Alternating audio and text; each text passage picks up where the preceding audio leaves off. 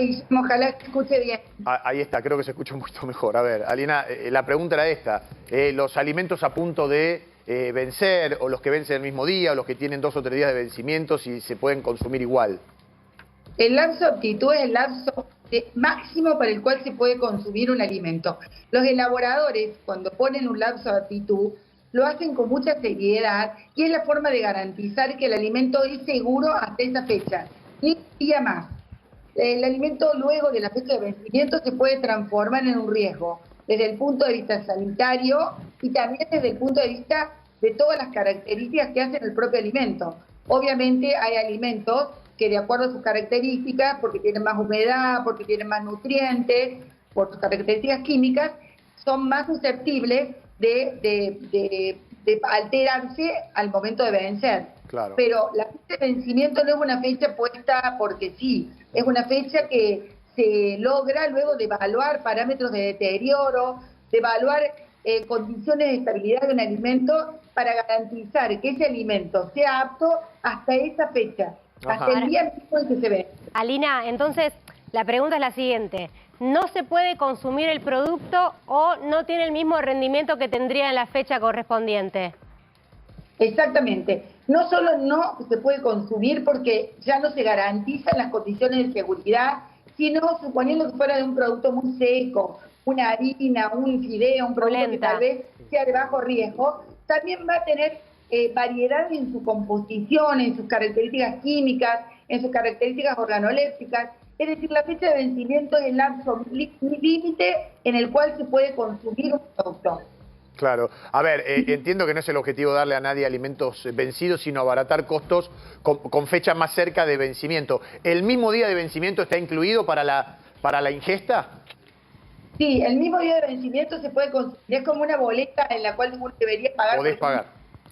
Que se puede pagar hasta ese mismo día. Bueno, el día en que se vence ese alimento se puede consumir. Por supuesto, conservando las condiciones que el elaborador exige. Claro. O sea, si tiene que estar refrigerado en un ambiente seco, dependiendo de lo que dice el envase, ¿no? Claro, a ver, esto entiendo que hace a los alimentos perecederos, yogur, leche, bueno, todos los que conocemos. ¿Qué pasa con los no perecederos?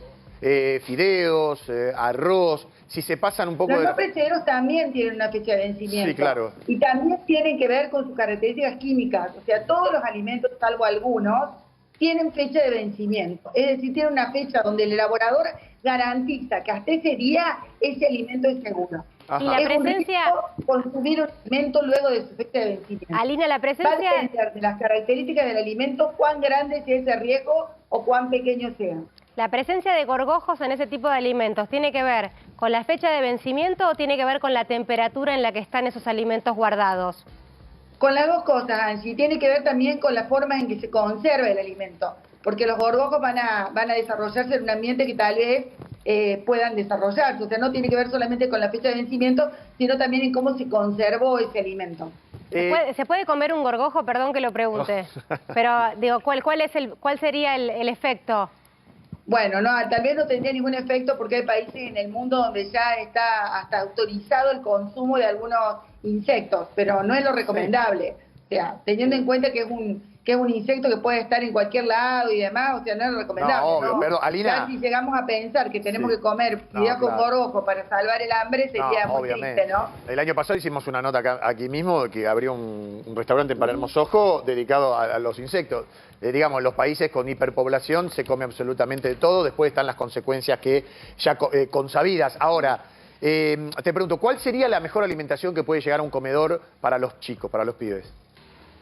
Y una alimentación variada, basada por supuesto en los nutrientes que son más ricos, como puede ser carne, vegetales, y no basada en dieta en harina.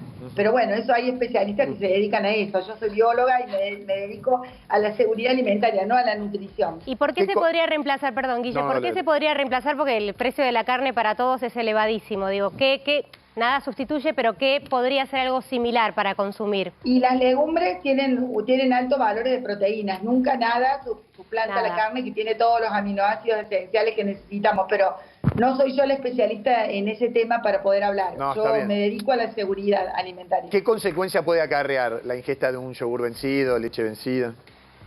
Y depende de cómo se conservó y qué tipo de microorganismos puede haber desarrollado. Puede ser muy grave, puede ser leve o puede no tener consecuencias.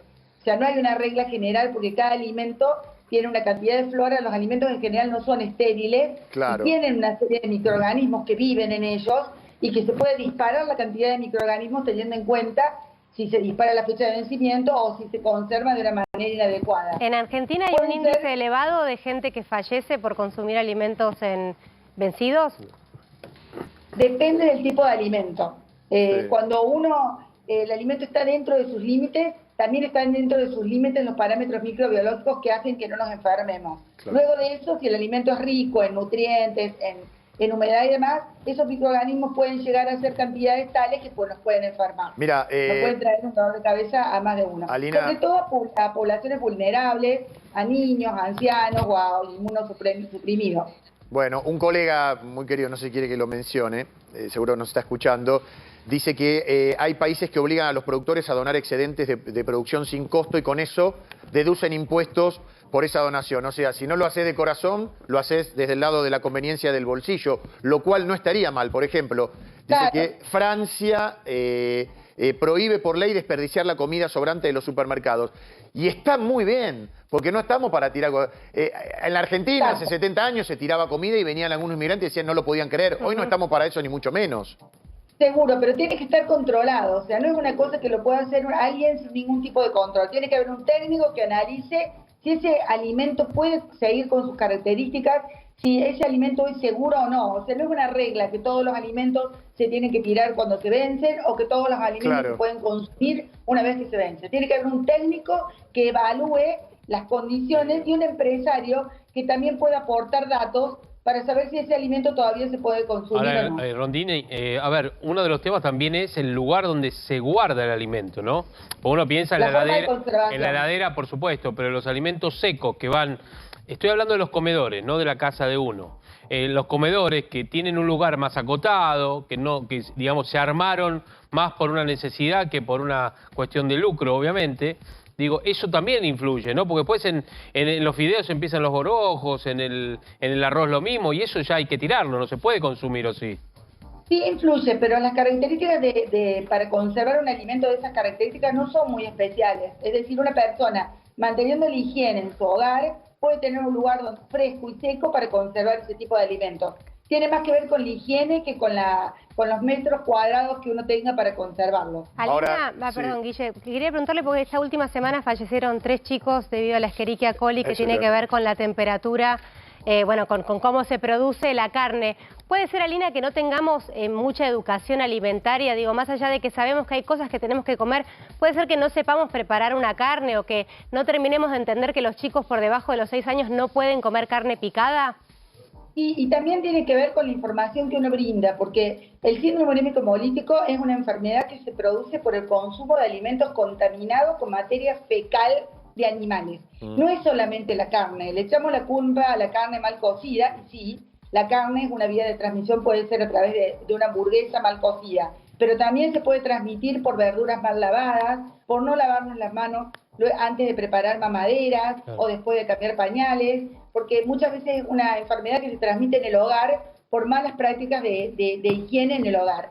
De hecho, ahora con el COVID, recuerdan que en la pandemia habíamos adquirido hábitos de lavarnos las manos cada vez que ingresábamos a nuestro hogar. Sería bueno que los mantuviéramos. ¿Y cómo, perdón, esos hábitos? Alina, digo, hablaste de algo muy normal que es preparar una mamadera quizás después de cambiar un pañal. ¿Qué incide que en las heces de un bebé, por ejemplo, esté esta bacteria? La caca.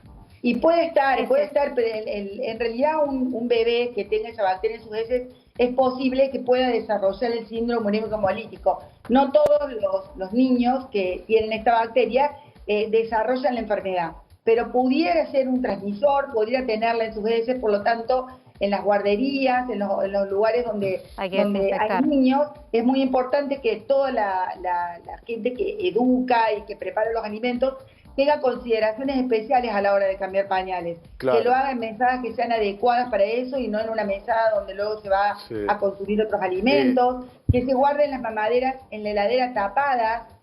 Yo digo... Que pueda estar debajo de un alimento que la pueda contaminar por contaminación cruzada.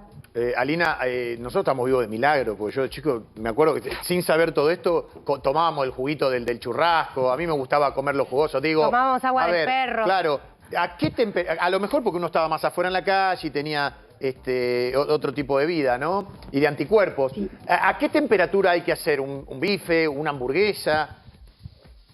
Sobre todo los alimentos elaborados con carne molida, porque ustedes recuerden que un bife bien cocido, pero que por dentro esté jugoso, no sería el riesgo. Claro. Porque la bacteria no es que entra adentro de la carne en un trozo de carne. Importante. No ocurre lo mismo con la carne molida, donde como cuando se muele, todo lo que está en la superficie ingresa y todo se puede contaminar. Se mezcla. La temperatura son 72 grados, Guillermo, pero uno en la casa no tiene un termómetro. No. Entonces está bueno decir que hasta que no haya jugos rosados. Rojito, claro.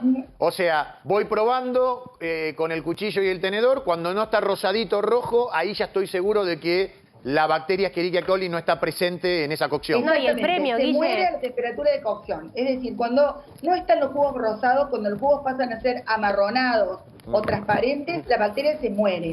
Pero recordemos que no es la única forma en la que nos enfermamos consumiendo una hamburguesa mal cocida. A ver, Claro, Alina, por eso. Lavado de verduras. Claro. Por eso digo, Todo suele eso ser un provoca premio en la el hogar hamburguesa. que Creo que creo que el marketing también ha dejado de, deja de colaborar con esta educación alimentaria, porque cuando uno piensa, te voy a dar un regalo, te voy a llevar a un lugar, tiene que ver con consumir este tipo de productos.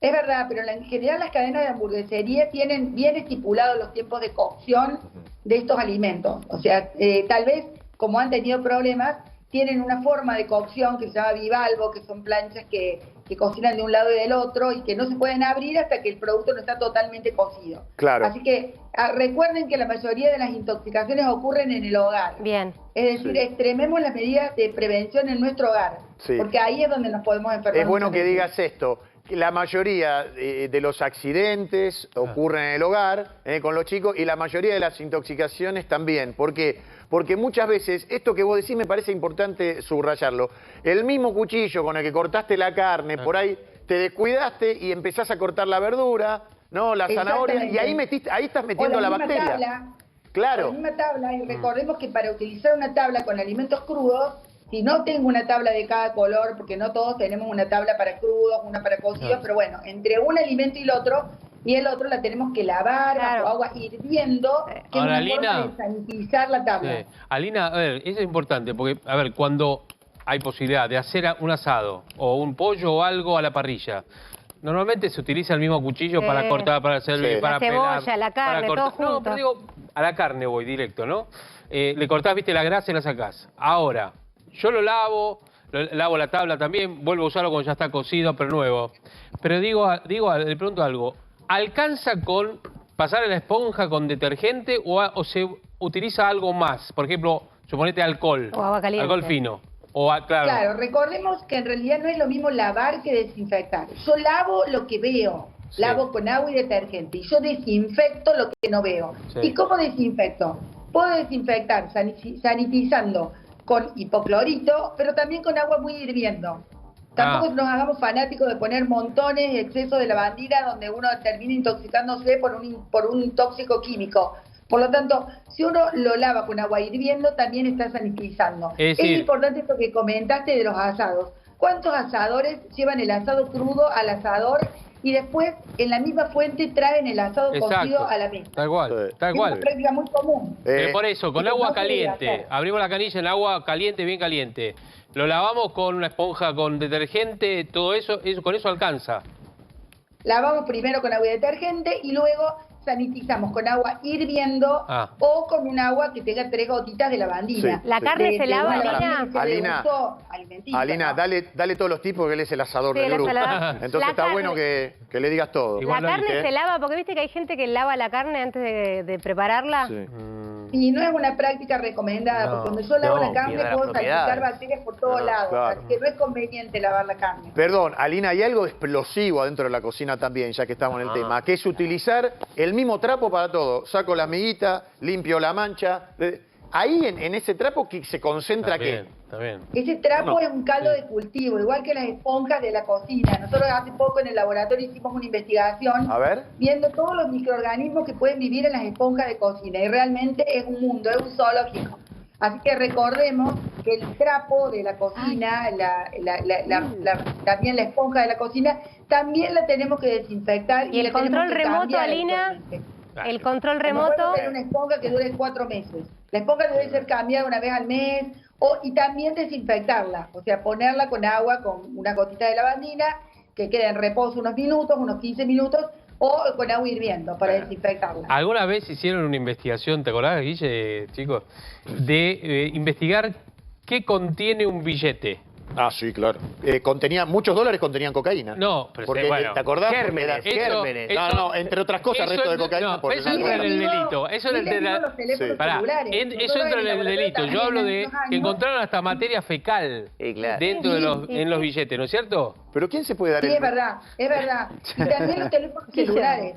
Todos nosotros vamos al baño con el teléfono celular. Es una práctica común de todos. Para decirme despacito. El celular después lo tenemos en la mesada de la cocina cuando estamos elaborando alimentos. Sí, todo el tiempo. El teléfono celular es la fuente de contaminación. Tremendo. Pará, te cuento algo, perdón, a propósito de Rondino lo que dice. Mirá, yo el otro vez se lo dije a un par de compañeros.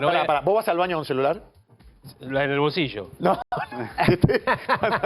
Escuchá lo que le... cuando va más tranquilo. A veces lo sacás. No, yo no apoyo en ningún lado. Okay. Escuchen lo que le voy a decir, porque es verdad lo que dice Rondini. Se los dije, un consejo a un par de compañeros míos que no voy a decir quiénes, ya no lo están haciendo. Un día, hace algunos años, voy a un shopping. Voy al baño, lo voy a contar, en el migitorio. Normalmente uno apoyaba el celular arriba, ¿no? Claro. Que está limpio, uno lo ve que está limpio, no alcanza, tiene una parecita y demás. El que estaba ahí en el lugar, cuando vio que yo iba a apoyar el celular, me dijo, discúlpame, te doy un consejo, no lo apoyes. Ah, bueno, me lo guardé. Me dice, pero no, eso parece limpio, pero ¿sabes qué pasa? Con el mismo trapo que yo paso abajo, limpio todas las superficies. Entonces, eso pasa en todos los baños, públicos en especial. Con el mismo trapo que pasan a los bordes pasan en las superficies de... ¿Eso se ve con la luz azul, Alina, o no? Digo, ¿sería un mecanismo comprar quizás esa luz azul que muestra las moléculas que hay alrededor del inodoro, por ejemplo?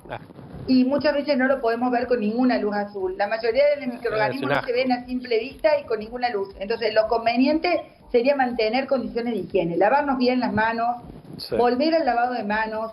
Recién comentabas de que fuiste a un shopping, a un baño. Yo los invito a que cuando vayan a cualquier baño público, de un shopping, de un cine, observen qué hace la gente cuando termina de ir al baño. La mayoría de la gente no se lava las manos. Y después va al patio de comida y tal vez come. Alina, tenés razón. ¿Sos pro mate? Pro mate para compartir. Estamos acá, somos 13, 7 Bienvenido, horas, señor Darío Damón. 7 horas en el estudio, gracias. Los extrañé mucho. Digo, ¿tenemos que compartir el mate los 7 o ya no? Una cosa es lo que yo digo, otra cosa es lo que yo hago en este sentido, porque el mate creo que es una práctica para compartir. Yo soy pro mate para compartir. A pesar de que creo que en COVID habíamos aprendido a tener cada uno su propio mate y volvimos a la otra práctica anterior que era compartir el mate. Pero bueno, compartir el mate es algo muy nuestro, es muy de los argentinos y creo que no lo tenemos que dejar de hacer siempre que sepamos con quiénes estamos compartiendo el mate y bueno, entre amigas una práctica. Sí, porque si no, Alina, trae problema. Vamos a terminar prohibiendo el beso. Claro. Claro. Exactamente. Si no, claro. ¿No es cierto? Digo, bueno, la monogamia existe en parte por sanidad, para que no hubiera muchos contagios. Ajá, mira. Mira, ¿hasta dónde y Alina dice ahora exactamente hablar realmente del tema de monogamia? Cuando empezamos hablando del vencimiento de los alimentos, pero es verdad, todo lo que tiene que ver con prácticas de higiene y todas las conductas que las leyes fueron cambiando, tiene que ver con proteger al consumidor. Son leyes que terminan protegiéndonos para que no nos enfermemos. Y los datos tenían que ver con eso. Y también cuando uno va en el subte, ¿viste? Hoy a mí me da cosa tomar el pasamano. Antes no, pero después del COVID, ¿viste? Uno se va dando cuenta de un montón de cosas, ¿no es cierto? Porque vos te agarrás en el subte, en el colectivo, donde sea, te agarraste del pasamano, después tenés que... Te toca la cara, después te toca la cara. Toca la cara, claro. Exacto, te da cosa, iba a decir... Pero te volvés loco, Alina, digo, ¿cuál es el límite? Lavarnos las manos, pero si no, si no enloquecemos, ya no venimos ni atrás. O tenemos que tener otra vez el queridísimo alcohol en gel que nos salvó la vida, permanentemente. Es algo que no deberíamos haber perdido. Ahí está. Cuando hubo época de pandemia, las enfermedades transmitidas por alimentos han disminuido en la Argentina. Y tenía que ver con eso. Como pasó hace muchos años, los que tienen mi edad se recordarán, en la época del cólera, que aprendimos a lavar bien las verduras. Sí. O sea, estas prácticas, como son el lavado de manos, el llegar a nuestro domicilio y lavarnos las manos antes de tocar un bebé, antes de preparar alimentos, y lavarnos las manos después de ir al baño, no las tenemos que perder. Pero en el medio, salvan vidas. pero en el medio, vos vas, no sé, te tomás transporte público, qué sé yo, y estás en el medio que vas a comer algo, porque tenés algo, qué sé yo, en el bolsillo y te lo vas a... ¿Qué haces? ¿Te alcanza con pasarte alcohol en gel? ¿Un poco? ¿Ayuda? Muchas veces no. Entonces lo que es aconsejable es que consumirlo manteniendo el envase, digamos, agarrándolo desde el envase y no desde el alimento. Bien. Claro. Ahora, Lina, siempre decíamos, pero usémoslo para generar defensas, dejalo que genere defensas. ¿Cómo se generan defensas? Es una mentira eso.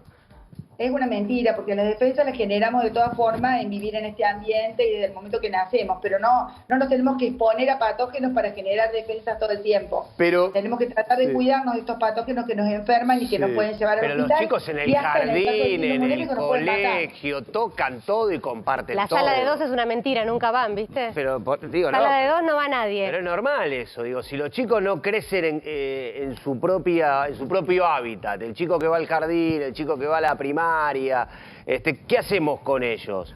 Me parece que hay que poner un límite, Alina, vos estoy equivocado. Por eso, recuerden que nos hemos cuidado tanto en la época de COVID, que muchas veces nuestra inmunidad se vio expuesta a eso, a que después cuando salimos al ambiente nos enfermamos de cualquier cosa. Pero bueno, no es el tema de hoy, es el tema de la seguridad alimentaria, pero tampoco nos tenemos que exponer a patógenos para generar defensas. Alina, o sea, los cuidados que tengamos en nuestro hogar son muy importantes para tratar de no enfermarnos nosotros y no enfermar a nuestra familia. para la gente que peina canas, gente a lo mejor, los que tenemos arriba de 50, hemos escuchado de nuestros padres que nos decían, nosotros no nos enfermábamos tanto porque estábamos en el potrero, barro todo el día. ¿Era un mito o es verdad? Antes la gente no se enfermaba tanto porque estaba más al aire libre. Viste que hoy vas a un barrio y la gente está adentro porque le roban. Emergentes y que han aparecido no hace muchos años. Eso también tiene que ver. Claro, pero vivían menos también, Guille. Esto es muy importante lo que dice. Con alimentos genuinos, con alimentos que eran cultivados sin uso de materias, digamos, de aguas contaminadas, que eran regados con aguas que eran aptas para consumo. O sea, la contaminación surgió también con el crecimiento de las poblaciones y donde también se exponen los alimentos a contaminaciones que antes no había. Claro, antes y demográficamente hemos cambiado, porque como decía recién Angie, la gente vivía menos, o quizá estaba enferma, pero no se controlaba, no lo sabía. Ahora la gente vive más, la prolongación de vida es considerablemente más alta. Sí. Exactamente. Sí. Exactamente, es tal cual lo que decís. Alina, hay una serie de factores, no es un solo factor. Ay, Alina, se me acaba de ocurrir una pregunta. No se enferma quien quiere, sino quien puede. Claro. Con respecto... La enfermedad tiene que darse esta tríada que es el ambiente, el agente y el huésped, que tienen que interactuar de una manera para que uno se enferme. Tiene que ver con nuestras características, cómo estamos inmunológicamente, tiene que ver con la patogenosidad que tiene ese germen que nos va a enfermar, tiene que ver con el ambiente. Todos estos climas de mucho calor favorecen el crecimiento de microorganismos y aceleran las enfermedades que transmiten los alimentos. Claro. Alina, nos enfermamos más en verano que en invierno. Ayer... Para, ¿viste lo que dijo? ¿Nos enfermamos más en verano que en invierno? Sí, claro. A ver. De enfermedades transmitidas por alimentos, no de todas las enfermedades. Claro, no, siempre refiriéndonos a lo que comemos. Por la temperatura. Claro, todas las enfermedades de transmisión alimentaria se dan mucho más en el verano, son estacionales, porque tienen que ver con que los microorganismos se reproducen mucho más rápido a temperaturas cálidas. Entonces, en cuanto a los alimentos, si cortamos la cadena de frío, si no se conservan de una manera adecuada, a lo mejor un poquito de microorganismos no nos iban a enfermar, pero si ese alimento se deja fuera de la heladera más de 2 horas, esa cantidad de microorganismos puede llegar a ser una cantidad que sí nos puede enfermar. Guille, infectiva. Alina, con Guille y con los chicos de la mesa, ayer hablamos de algo que creo que nos fascina a todos como seres humanos, el tema de la prolongación de la vida, esto que en la Argentina y en el mundo hay gente que vive hasta los 100 años o más de manera autónoma. ¿Cuánto tiene que ver la alimentación y lo que consumís y lo que comés para vivir más? Para llegar a los 100 años o a los 110 años, bueno, o una vida que hasta a veces se siente infinita. Y creo que tiene que ver mucho, porque somos lo que comemos. Así que la alimentación es nuestra energía, es la fuente de energía y es lo que nos mantiene saludables o no. No es mi especialidad, repito, porque yo soy bióloga, pero los nutricionistas hablan de que somos lo que comemos y por lo tanto, cuando mejor comamos, mejor va a ser nuestra calidad de vida. Lo que debe ser vivir con Alina, porque estás viviendo con Alina y te dice salmonela. Alina te pone nerviosa. Salmonela, Escherichia, ojo, tené cuidado, me imagino, ¿no? Lavate la mano, lavate la mano. Lavate la mano. En algo mejoramos, digo, pienso por ejemplo en los puestos que hay en la calle ahora, que tienen mucho más control. Incluso en los puestos que hay en las canchas, digo, ahora tenemos un fin de semana con mucho fútbol. ¿Mejoramos allí en el control?